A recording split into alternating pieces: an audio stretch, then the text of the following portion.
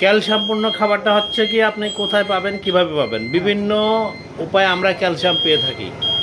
সেটা হচ্ছে কি, একটা হচ্ছে প্রাণীজ, একটা উদ্ভিদ।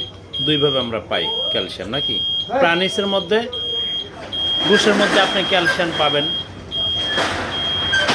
যে হাড় হাড্ডি আছে, প্রাণীর ঘুষ আপনি খান, সেই প্রাণীর হাড় হাড্ডি থেকে আপনি ক্যালসিয়াম পাবেন। সামুদ্রিক মাছ থেকে আপনি ক্যালসিয়াম পাবেন।